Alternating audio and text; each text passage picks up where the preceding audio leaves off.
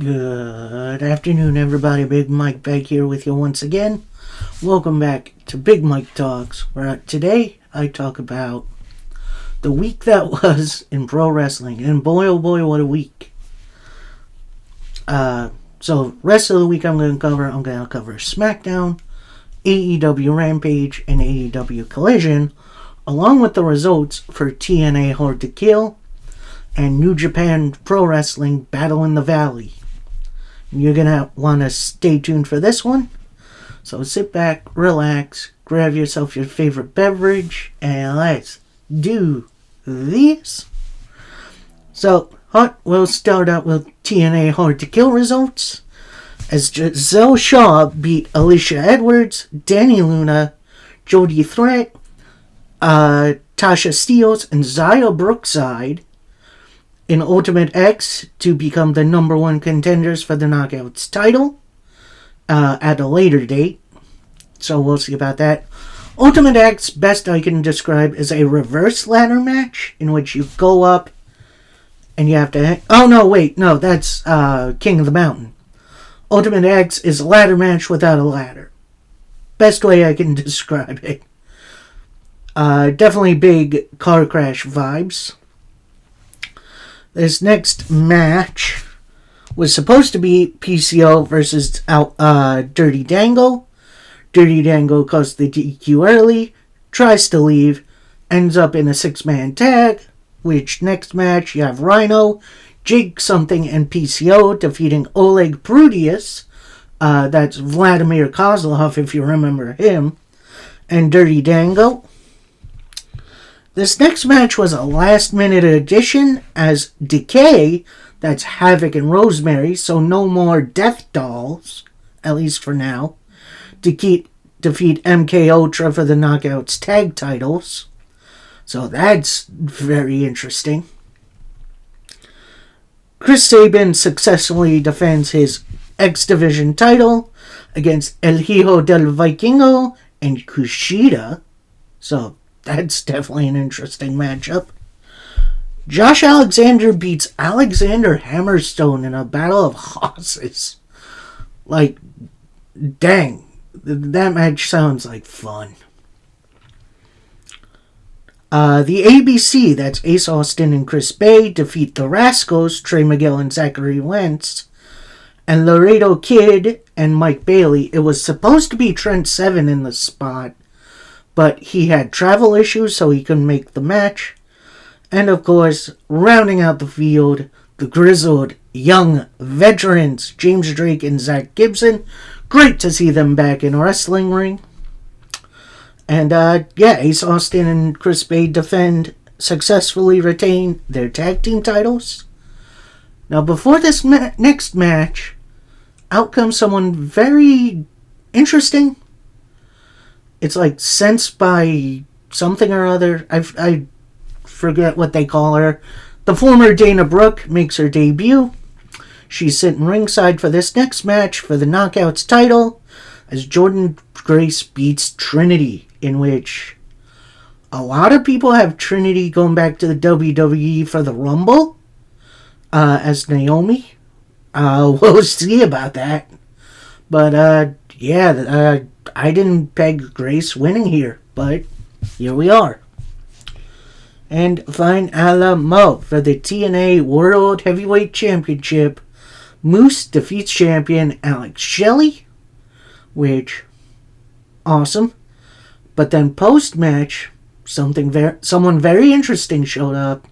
That's Nick Nemeth, formerly known as Dolph Ziggler. And you know what? A lot of people are out there saying, "Oh, this is an average TNA sign." I think it's a great signing by TNA. Like, he's a well-known name and face, and people are going to tune in to see him. So, I think that's a really good signing.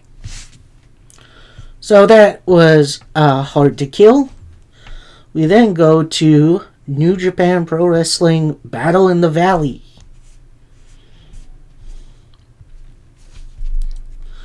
Which I am surprised happened this soon. Like, same day as Hard to Kill, which is interesting. So first up, we got 6-man tag team action as Jacob Fatu, yes, that Jacob Fatu, Fred Rosser, the former Darren Young, if you remember him, from the Nexus, and Shota Umino defeat Tom Lawler, Jarrell Nelson, and Royce Isaacs of Team Filthy. That's a surprise. Mascadora and Volador Jr. defeat Rocky Romero and Sobinero Jr. I hope I'm saying that right.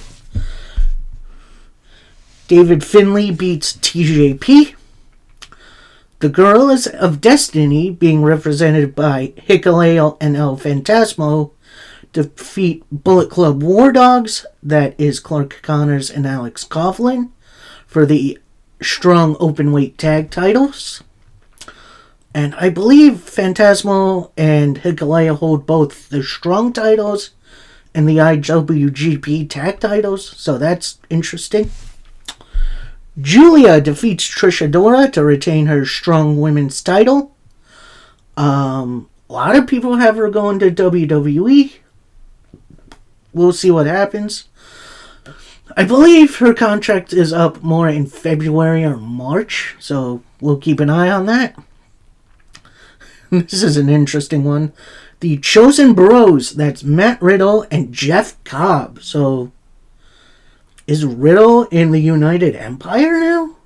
So, that could be interesting. As they defeat TMDK, that's Zack Sabre Jr. and Bad Dude Tito. New Japan, give us Matt Riddle versus Zack Sabre Jr. one-on-one. I'd love to see that. Eddie Kingston retains his Triple Crown title. That's the Strong Openweight title, the Ring of Honor title, and the AEW Continental Classic against Gabriel Kidd, in which that's a match that ended in double countout. So keeping Kidd looking strong at least. Jon Moxley beats Shingo Takagi in a no DQ match, and Kazuchika Okada beats Will Ospreay. So, definitely some meaningful matches in this show. And Jack Perry comes out, and then he tears up his AEW contract. So, looks like he's spending some time in New Japan, which I can get behind that. Alright, that's it for the pay-per-view section of this show. We now move over to recap and review, starting with WWE SmackDown. And our first match was supposed to be Grayson Waller taking on Cameron Grimes, but Solo Sikoa and Jimmy Uso take Cameron Grimes out before the bell. Bloodline get in the ring. Theory and Waller bail. Then we get a Paul Heyman on the mic saying, "We're not the bad guys here. Nick Aldis is." He put Roman Reigns in that fatal 4-way at the Rumble, and that's more than a guarantee that Roman will lose. That got a big cheer from the crowd. Once again, Bloodline isn't the bad guys. Aldis is. Then Nick Aldis comes out on the apron from seemingly out of nowhere. Pretty much says to Heyman, "This isn't a conversation between the two equals," in which, dang, Nick Aldis showing his authority where Adam Pearce pretty much rolled up into a ball. Like this. I like this. This is great. Nick Aldis reveals, Fatal 4-Way, pretty much a done deal. And this is the second match in a couple of weeks that has been ruined by the Bloodline. So, in this case, the Bloodline is going to be in the main event as AJ Styles, LA Knight, and Randy Orton take on Solo Sikoa, Jimmy Uso, and Roman Reigns.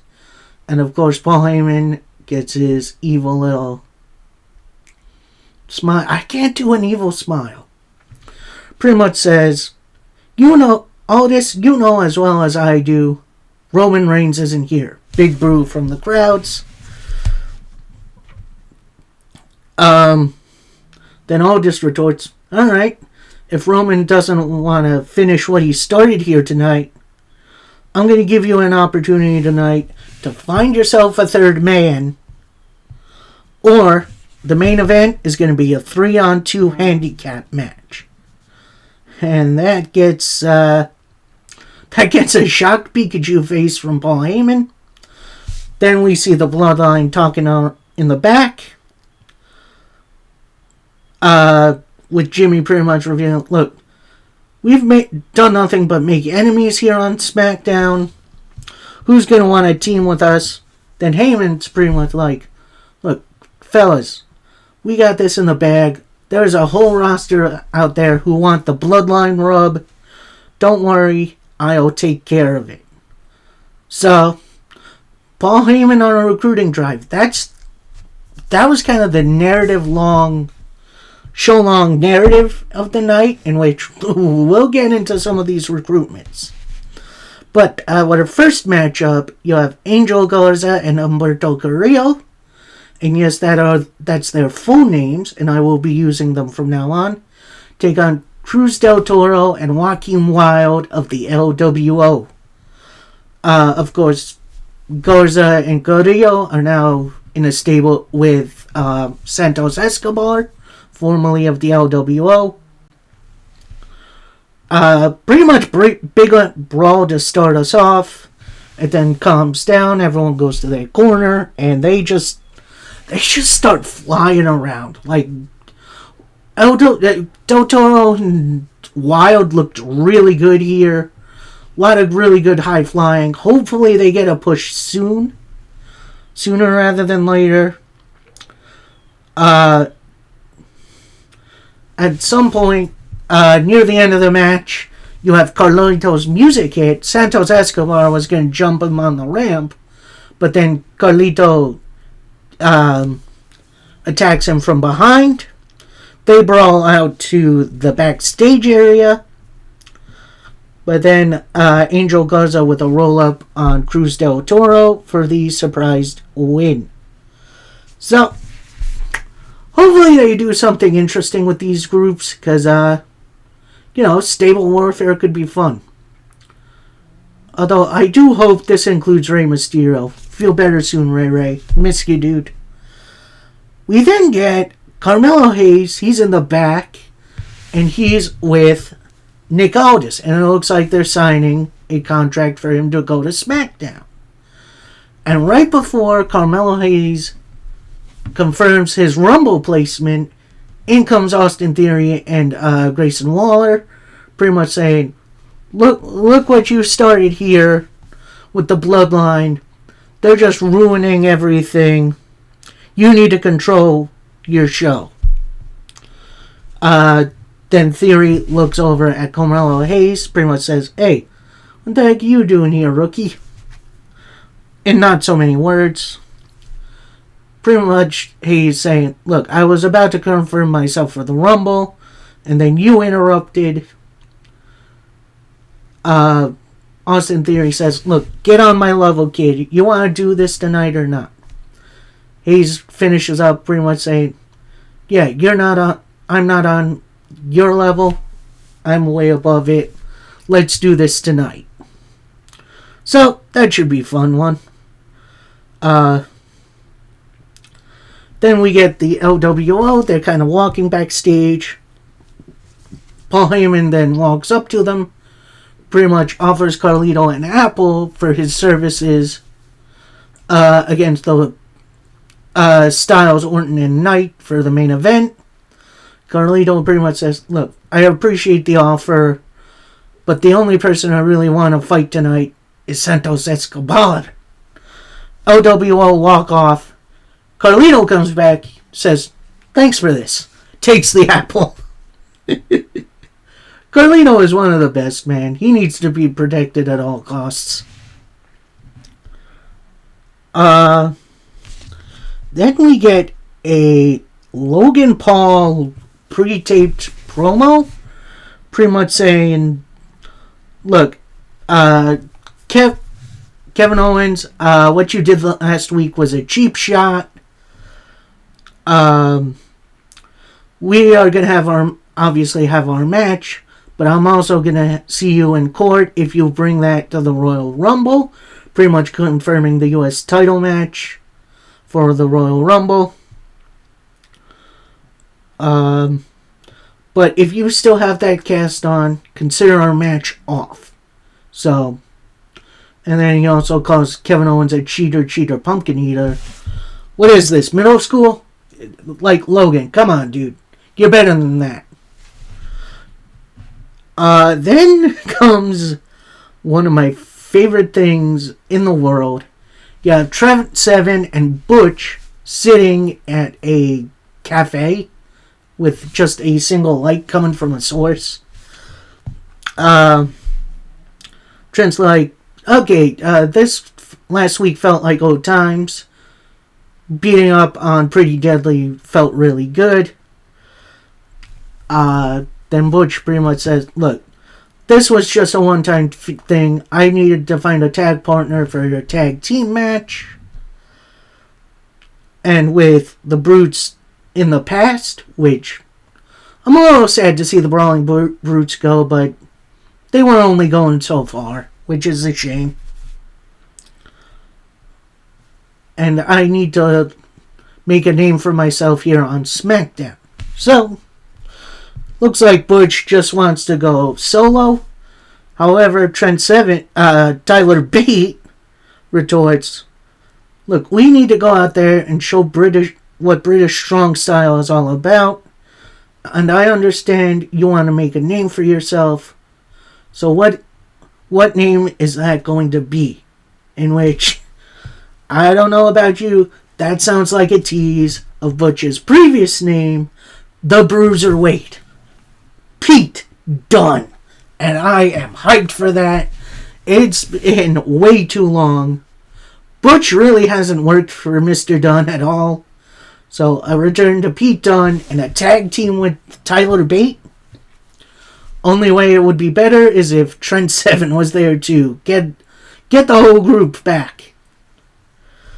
We then go to a very interesting matchup as Bianca Belair takes on Bayley for like the upteenth time. But I will say these two cannot have a bad match. But the story going in for this match was every time Bayley threw Bianca Belair to the outside and distract the ref, Damage Control would do nothing. They'd just stand there, which is it's very interesting.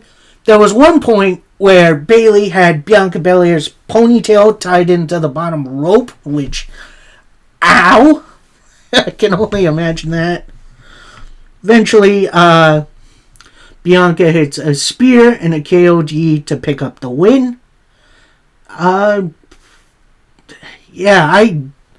not really 100% sure what they're doing here, but I think it's more than time Bayley sees the writing on the wall and sees, Damage Control are going to kick her out of the group. Then what's going to go down? I think I know. And we'll talk about it maybe closer to the Rumble. And it involves a couple of former women's tag team champions. Anyway, then we get a Kevin Owens kind of backstage promo, but it was in a weirdly lit room. Pretty much saying, look, I heard what you had to say, Logan. This cast isn't a liability. And this isn't going to keep me from taking you on at the Royal Rumble. And I understand what you're trying to do. Why don't you come out next week and we can talk about it on the Kevin Owens show? I'm going to say this. I kind of missed the Kevin Owens show. Like, it was... I don't know. It has a really different feeling from the rest of the WWE talk shows that they do. Including Grayson Waller Effect, which I do kind of like. and then Miz TV, which is the most pointless thing in the world. No offense, Miz. So, yeah, it looks like we're going to get that confrontation. We then see Damage Control backstage with Bayley asking, why didn't you guys help me? Dakota Kai, who is, I guess, the translator for Damage Control now, pretty much says, look, we all thought you could handle Bianca on your own, but now you got a Rumble to win, and let's focus on that. And then they leave Bayley to the side as she's still trying to catch her breath. Then we get Bobby Lashley and the Street Profits out. God dang, they need a name already. And they're talking about AOP and Karrion Kross. How they tried to jump us from behind to give you the upper hand. While we don't take the coward's approach, we fight you head on. So tonight, AOP and Kross, let's settle this right here, right now. Then we get Paul Ellering out, and he just kind of accesses the Titantron. I didn't really hear what was said, but ultimately, we get a name for this new group, and it's the Final Testament, which, yeah, that's a great name. Hopefully this is the start to something for Kross, because he's been just, paddling along all this time. So, hopefully this Final Testament group works, and we see something from these guys. Then we see Paul Heyman backstage. He's looking flustered. Pretty Deadly then come in, pretty much say, look, we'd be willing to stand side by side with the Bloodline and make some great partners. Then Paul Heyman turns to him and says, there's only one slot available for tonight. And then Pretty Deadly just awkwardly like, oh, would you look at that? We didn't realize that. Sorry we couldn't be there earlier. Bye. Which, that's pretty funny. Then we get the Profits and Bobby Lashley walking backstage. And then Paul Heyman is pretty much in. He's begging Bobby Lashley, you can take out your frustrations from these last couple of weeks on some people who deserve it. Why don't you team with the Bloodline? And Lashley, with the most perfect line, says, the only time I want to be in the ring with the Bloodline is when I face Roman Reigns for the title. Yes, Bobby. Yes. That's a great answer.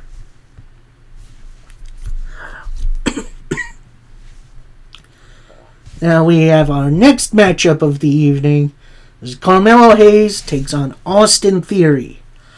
And this match is a little awkward to talk about because the start of it was good, but it ended up getting thrown out because Theory went for his big Spanish fly move and both of them kind of landed on their head. So the match had to be thrown out, which it's sad, and thankfully there has been an update as they only have face contusions, so they're not going to be out for too long. So, feel better soon, the two of you, and yeah, we'll see where this goes.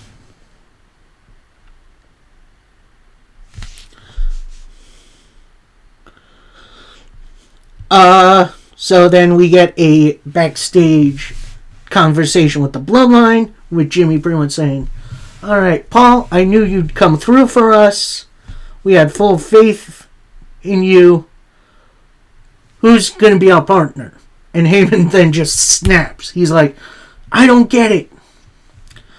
I've interviewed everybody on this roster. Nobody is worthy to be partnered with us. And I have full faith in you two to get the job done. And I'm not worried about tonight. Jimmy then kind of pipes in, I'm a little worried. Then Solo walks up, says, "I'm not worried." Walks off. Jimmy then replies, "Hey, if Solo isn't worried, then neither am I." So then we get to the Randy Orton entrance, in which Jimmy and Solo jump Randy Orton on the entrance ramp. He then gets helped backstage. So this gets turned into a 2-on-2 tag team match for our main event for SmackDown, as Jimmy Uso and Solo Sikoa take on AJ Styles and LA Knight. And Styles and Knight at the beginning kind of argue a little bit on who's going to start the match off. And then Jimmy just super kicks both of them, looking for an easy victory. And honestly, this was a really interesting match. I wouldn't say super good match, but I thought it was really good. Yeah, a lot of really good back and forth. You had a wishbone spot with the bloodline, which that always looks gnarly.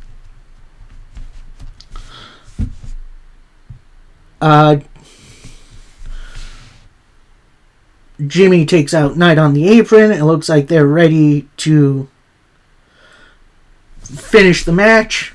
I hear voices in my head, they counsel me. Randy Orton comes back out, limping out, gets the tag from AJ Styles, and he just goes to work, including his usual clotheslines, a power slam, a DDT, goes for the RKO, that gets blocked, a couple of super kicks from Jimmy Uso, but then a final RKO for the winners, Randy Orton, AJ Styles, and LA Knight. Yeah! Post-match, Solo Sikoa attacks Randy Orton.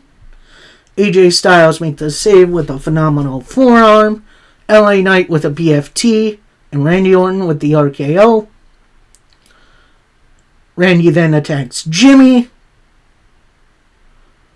They bring up the steel steps from the ringside steps.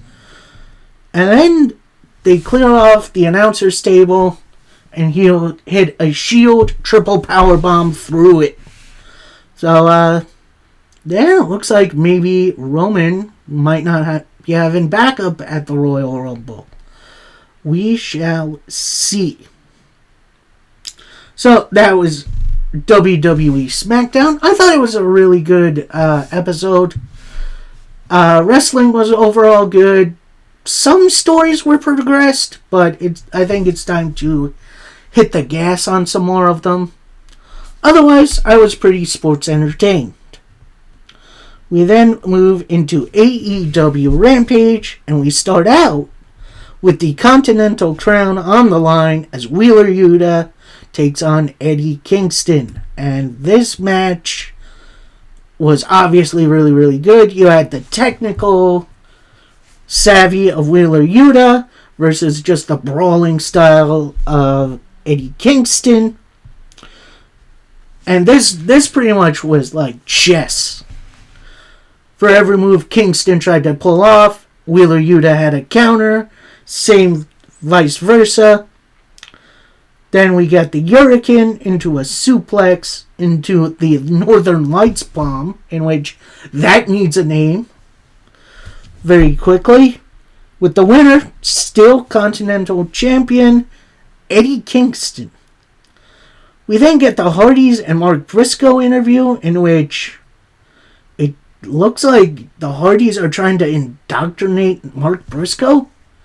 Like, it was very, very weird. Like, you know, Mark Briscoe singing the praises of the Hardys, and we're not.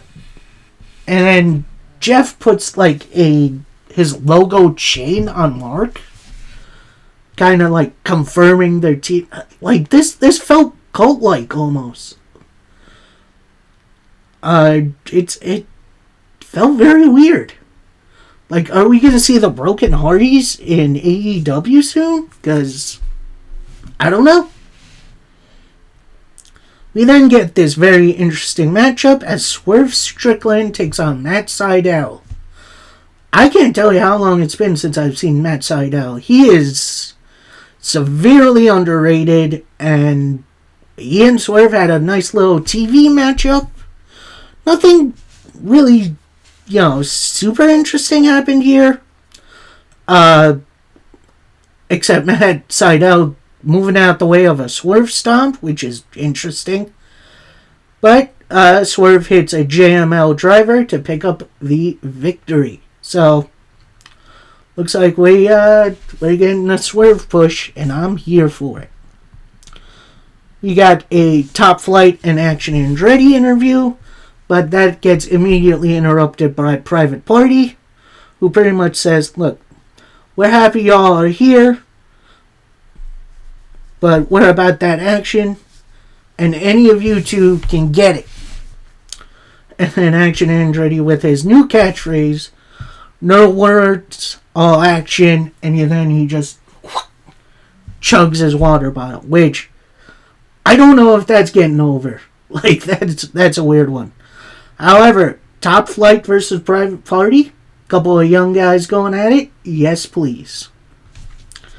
Next up, we got a very interesting women's match as Queen Aminata, usually a Dark resident, she usually has her matches on AEW Dark, which is sadly no longer a thing, takes on former AEW Women's Champion Hikaru Shida. And this was a surprisingly hard-hitting affair. Aminata has grown so much over the years since I've seen her. And yeah, they had a great match, including Queen Aminata blocking a Falcon Arrow. Eventually, Shida does get it, only gets a 2 count, hits the katana for the victory. And then post-match, have a nice handshake. So, yeah, that was definitely a fun matchup. We'll see what happens there. Next up, we get an interview from Saraya and Ruby Soho, with Saraya saying, look, I gotta show you something about Matt Menard. It stinks that it's on your birthday, but I gotta show you this. Points to a video with Harley Cameron clearly flirting with Matt Menard, and then they kiss. But then Saraya hits the pause button on that moment, turns to Ruby and says, look, see? I told you everything about Matt. Then Matt Menard comes in with a kind of small cake, starts singing happy birthday to Ruby, and then Ruby Soho smashes the cake into his face. And he's like, how could you? She walks off. Saraya walks up, I guess hands him a napkin or whatever it is, and she says, I always win. And then Matt sees the video. It continues, showing him pushing Harley Cameron away, in which Saraya being manipulative. This is going to be an interesting story, I think. And finally, for Rampage, we got a very interesting 6-man tag, as you got Matt Menard, Angelo Parker, and Jake Hager taking on the Dark Order. That is Evil Uno, John Silver, and Alex Reynolds. And who joins them for the first time in the longest time? It's -1, a.k.a. Brody Lee Jr. Miss you, Brody. And honestly, this match was just a lot of fun. Everyone got their stuff in. At one point, -1 takes Jake Hager's hat from out of his pocket, goes to put it on. Hager takes it and puts it on himself. He pretty much gets hit with the Dark Order combination, which is a couple clotheslines, elbow shot, enziguri into a stunner for the victory for the Dark Order. And honestly, I kind of hope Dark Order goes back to being babyface again. Although, I don't know. I don't know what you do with the Dark Order. They haven't been on AEW in such a long time. And they were doing alright as heels in Ring of Honor. So, yeah, I don't know what you do there. So, that was Rampage. I thought it was a really good episode, especially with the hot crowd over in Daly's place for the 5-year anniversary for AEW, which is insane. We then finish up with AEW Collision. We start off with Adam Copeland, and he's ready to see who steps up for the Cope Open. And who comes out? It's Shane Taylor Promotions. And Shane Taylor's presenting Lee Moriarty as the challenger. And so, yeah, we get the match. Lee Moriarty versus Adam Copeland. And honestly, it was really, really good. The technical style of Lee Moriarty versus the more veteran nuance of Adam Copeland. It was a very, very nice combination. Then you got Shane Taylor on the outside, guy trying to interfere. He eats a spear, which, that's awesome. Lee Moriarty with the Border City stretch. Copeland gets out of it. Gets it's a backbreaker into the Grindhouse, which I guess is his new finisher name, to get the submission victory. Post-match, Copeland gets a microphone, pretty much says, Christian Cage, I'm still coming for your scrawny ass. So, definitely have a target for Copeland. He's going to hopefully not beat the entire roster, but he's doing a really good job in putting over the younger guys. Like the Griff Garrison last week, Lee Moriarty this week. It's definitely going to be interesting to see how he does. So, next up, we got an backstage interview with FTR and Daniel Garcia. Pretty much say, look, after last week, we're going to get along just fine, but our eyes on revenge on the House of Black. And it's all about the fight and involving my game. We then go to an interview with Chris Jericho and Sammy Guevara, hyping up their tag team title match for Battle of the Belts, which I will not be covering. Pretty much saying, yeah, tonight we're going to be new champions and we're going to get our revenge. Next up, we got the Ring of Honor 6-man tag team titles on the line, as Lance Archer teams with Vincent and Dutch of the Righteous to take on Brian Cage, Bishop Khan, and Toa Leona of the Mogul Embassy. And this was pretty much all hoss fight. Even when Vincent came in, they treated him like a big deal. Lots of really good back and forth.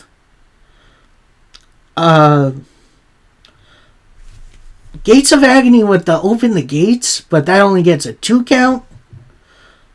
Everyone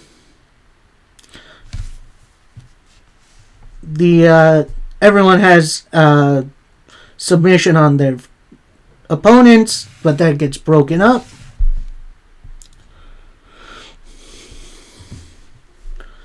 And then Bishop Khan with a pedigree, which that's interesting. So, your winners, still 6-man tag team champions, the Mogul Embassy. Then Prince Nana gets a microphone, calls them the greatest 6-man tag champs of all time. And I've been watching the Bullet Club Gold matches so far, and I hear you're looking for gold. And as a leader who couldn't beat Swerve, we're the greatest faction in AEW. And this Wednesday, the Embassy challenges you, Bullet Club Gold. In which, nice easy setup. I really do like that. And we'll see what happens. Next up, we got a backstage interview with Preston Vance. But before that can continue, Roderick Strong comes in. Vance pretty much says, look, this matchup has nothing to do with you.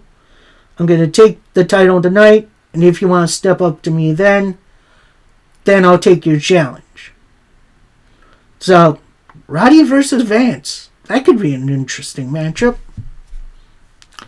Next up, a kind of out of nowhere matchup as Dustin Rhodes takes on Willie Mack. And yeah, this was a interesting little TV match with Dustin Rhodes pulling out a destroyer and then a crossroads to pick up the victory. A kind of short, little TV match, time filler, which that's fine, I guess. Next up, we got a backstage promo with Bullet Club Gold. Pretty much, they start out clapping for the embassy, saying, "Hey, that's very impressive, guys. But you all been very overly comfortable here on Collision without us. So on Wednesday, we're going to take you for a ride, and we're going to those belts are going to come back with the Bang Bang Gang." So, Bullet Club Gold versus the Embassy. That one's definitely going to be interesting. I'm going to wait and see what we got. Then we see the arrival of Hook, who has said he wants a matchup tonight. We'll see. We get a Dustin Rhodes interview in which Renee Paquette says, "Oh, you've been my favorite wrestler of all time." And then Christian Cage comes in. Pretty much says, "Hey, great win, but you need to pass this around the locker room. If you're a friend of Copeland, you're an enemy of mine." Then Dustin Rhodes, with pretty much the best promo of his AEW career, pretty much saying, "Look, I've been chasing this title ever since I've been here. Why don't you put this thing up on Dynamite so I can beat you for it?" Christian Cage retorts, "That's a beautiful dream, Dustin. It'd be even better if Dusty was here to see this. Yikes, the Savage." Of course, that triggers Dustin a little bit. He starts to go after Christian Cage. He gets held back. Then Dustin continues, "On Wednesday, Storm is coming for you now. Talk is cheap. Let's handle this." So, Dustin Rhodes versus Christian Cage for the TNT title. That should be a fun one. Next up, a very interesting matchup as we have Hangman Adam Page taking on JD Drake of the Workhorsemen. And, boy, this was a hard-hitting affair. I don't know if JD Drake owes Hangman money or something, but that looked real. Like, they beat the stuffing out of each other. Near the end of the matchup, JD Drake goes for a moonsault, but that misses. Hangman with his own moonsault right into a buckshot lariat to pick up the very impressive win. I like the big guy versus small guy dynamic here. Although Hangman isn't small. Next up, we got the in-ring AEW debut of Deonna Purrazzo. Definitely going to miss seeing her on Impact. Taking on Red Velvet, making her Collision debut.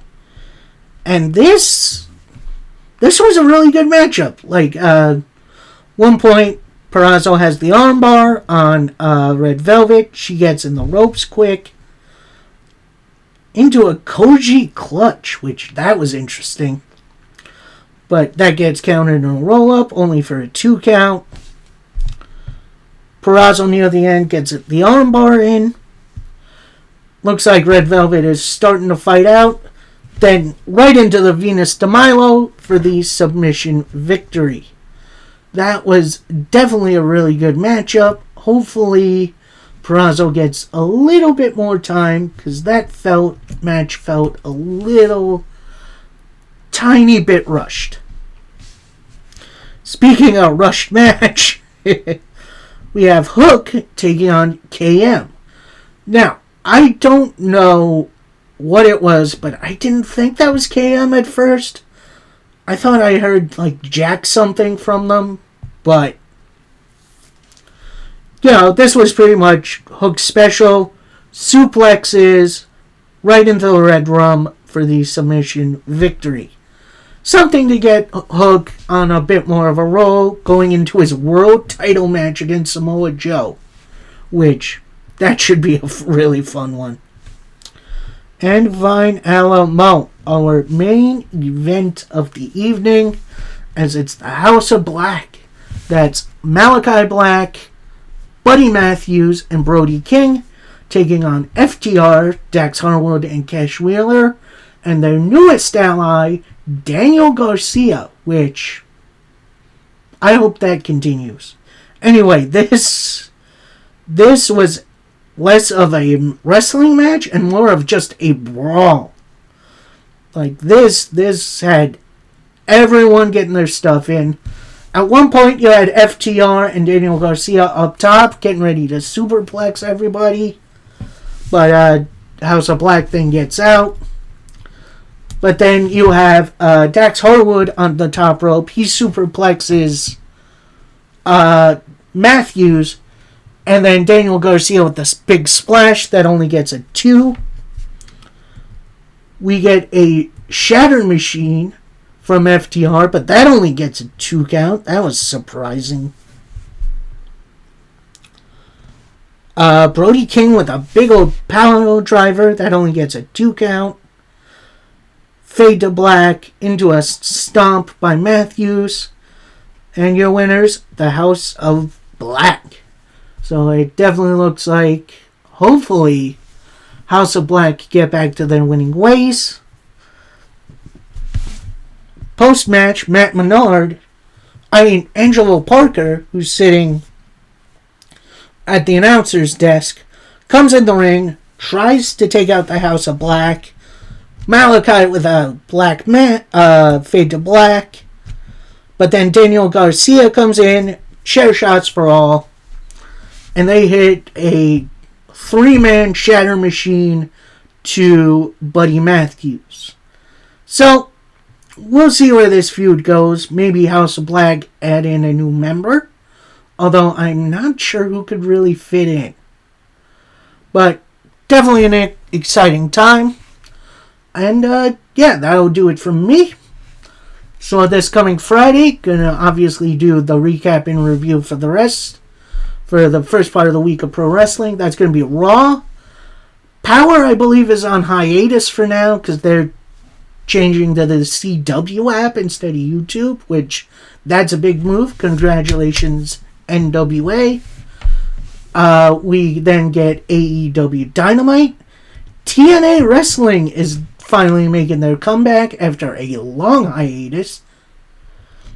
I'm not sure what's going on with MLW, but we'll see.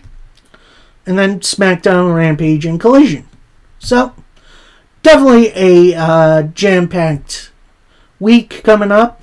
And then, of course, we got the start of the road to WrestleMania coming up, as it's the Royal Rumble. And I am super excited. Gonna do something a little bit different with predictions coming up. So, stay tuned from that. And until next time, happy wrestling, everybody. Peace.